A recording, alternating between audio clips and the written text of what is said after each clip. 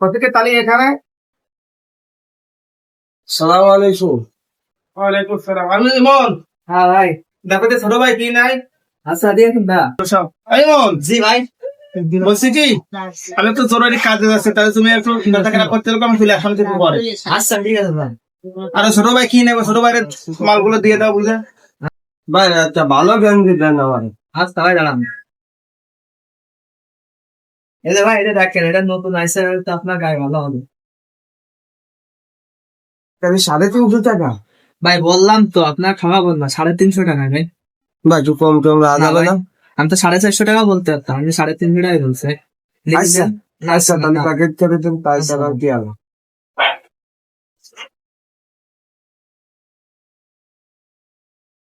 ভাই তাহলে নেন, আসি ভাই। আচ্ছা ভাই, দোয়া করেন ভাই। আচ্ছা ভাই। আয়ক মাজন তো দোকানে নেই, চলে যায়, ভালো আছে। 300 টাকা মাল 350 টাকা বেচলাম, 50টা আমি নিয়ে নিবানে বুঝুন ভাই। দিকে কি কব, মারা অসুস্থ, বাড়ি আর ভালো লাগে না, বলে দেন তো কি। হ্যাঁ এই ইমন, জি ভাই।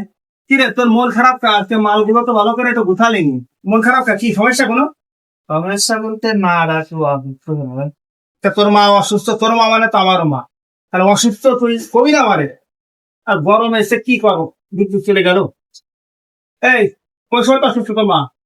এই ভাই একটু আগে ফোন দিচ্ছে, দিয়ে বলছে ওটা গতকাল থেকে বলে অসুস্থ চাইছো। তোর আমার দোকানে কাজ করছিস তো, আমি তোর মহাজন, আমার দায়িত্ব আমার কর্মচারীদের সব সময় নয়। তা তোমার মা মানে আমার মা, বুঝেছো?